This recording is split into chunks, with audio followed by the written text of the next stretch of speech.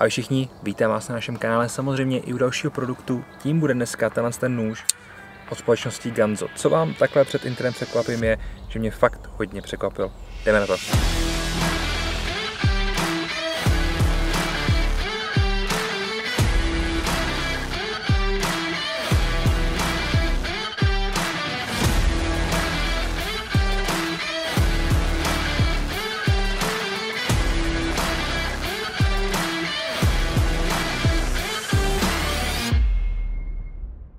V okamžiku, kdy vezmete jakýkoliv nůž od společnosti Ganzo do ruky, tak si řeknete, tohleto fakt stojí tolik. Je to velice zajímavý, ale ty nože jsou poměrně hezky udělaný, z dobrých materiálů a za dobrý ceny.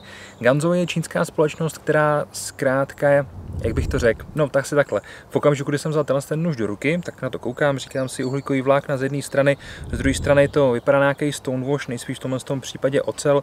Ve stonewashi, když to rozděláte pomocí flipru, tak vám vlastně vyjede poměrně pěkná čepel a jste s tím nožem docela dost spokojený. Zajišťuje se to na framelock a říkám si, kde jsem tohle viděl. No a pak jsem vzal do ruky svoje ZT a říkám si, aha, tady jsem to viděl. Když ty nože porovnáte, jsou hrozně podobný, zkrátka hrozně podobný. Tady máme vlastně taky uhlíkovku, z druhé strany tady je teda titan, tady je stonewash, nějaká ocel, když to rozděláte S35VN a D2. Nicméně za mě ty dva nože jsou opravdu velmi podobný a kdyby mi někdo řekl, že je navrhoval stejný nožíř, tak tomu budu věřit. Tady to máme od Ruslana, tady to máme od Sinkeviče, takže dva návrháři nožů, ale co se týče jejich stylu, tak za mě hodně podobný. Samozřejmě ZT stojí někde přes 6, možná k 7 tisícům, tady to máme za nějakých 1200, což je neuvěřitelná cena, jak jsem říkal. Ale pojďme se podívat na ten nůž, co vlastně představuje. Za mě hezky udělaný, běhá to na ložiskách, což mě fakt překvapilo, protože u nožů za 12 to úplně nečekám. Ten chod je velice příjemný, otevírá se nám to vlastně pomocí flipru, což je jediný způsob, jak to otevřít, ale krásně se nám to zajistí do toho framelocku. Zároveň uvnitř toho framelocku máme vložku, která má takový piny, takže se nám to vlastně jen tak samo neotevře.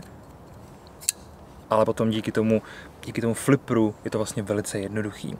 Co do konstrukce, délka 20 cm, 8,5 cm, máme čepel, zbytek nám potom zbývá vlastně na ty střenky, na tu rukojeť jako takovou. Ta konstrukce je hezky zpracovaná, čepel je udělaná z D2. Pojďme se na ní podívat, mají napsaný, že to je drop point, za mě drop point trošku šmrclej se spear pointem a je to D2, což je nástrojová ocel, která má spoustu dobrých vlastností, mezi ně patří mimochodem řezivost. I ten nůž je nabroušený naprosto nesmyslně, hnedka holí na první pokus, pěkně až u kůže, žádný takový ty odrbaný, ale fakt to je udělaný moc hezky. Zároveň tvar čepele standardní, fazeta žádný vroubky, nic takového, opravdu jednoduchý, moderní nůž, který za mě má velký smysl. Nahoře potom takový druhý falešný ostří, vroubky potom na té páteři toho nože, abychom si tam mohli zapřít ten palec a něco s tím udělat. Délkově, rozměrově ten nůž naprosto ideální. V tom složeném stavu těch 12,5 cm je naprosto super, skryjete to v kapse úplně bez problémů.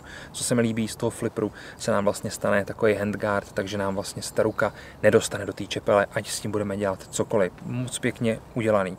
Jak jsem říkal, zajišťuje se nám to do framelocku, do toho se to zajistí úplně krásně, hezky to tam zapadne, dejme tomu zhruba 1/3, což je za mě ideální, jelikož pak se to nepříčí a nemůže se to seknout, což například u nějakých nožů od Sinkeviče se stát může, což je velmi zajímavý.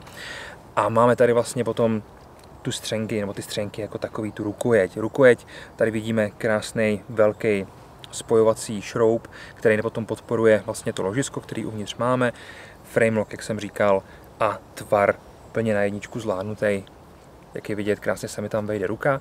Pro ty, kdo mají trošku větší ruce než já, tak už se vám to tady bude převažovat, jelikož to mají vlastně stáhnutý, ale za mě se tam vejde ta ruka úplně v pohodě. Vyvážení tady úplně neřeším. Na jedné straně máme vlastně uhlíkový vlákna, který vevnitř jsou v tomhle případě podpořený od standardní ocelí, ta je vlastně i na druhé straně, je to všechno udělané ve stonewashi.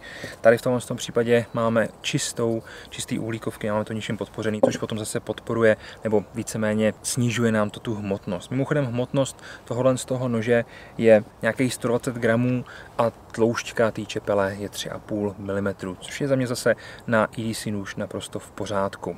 Když dojdeme nakonec, zjistíme, že tady máme možnost, nebo rozbíječ skla, takže dobrý, mám tady tvrzený hrot na rozbíjení skla, takže je to takový multifunkční nůž trošku a zároveň tady máme i na Deep Pocket Carry takovýhle klip, který si bohužel nemůžeme otočit na druhou stranu, takže v tomto případě jenom pro praváky tip-up nošení, což je úplně super.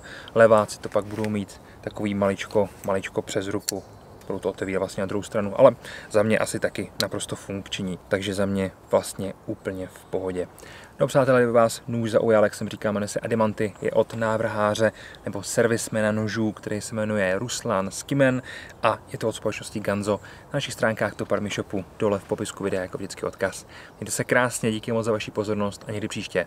Ahoj.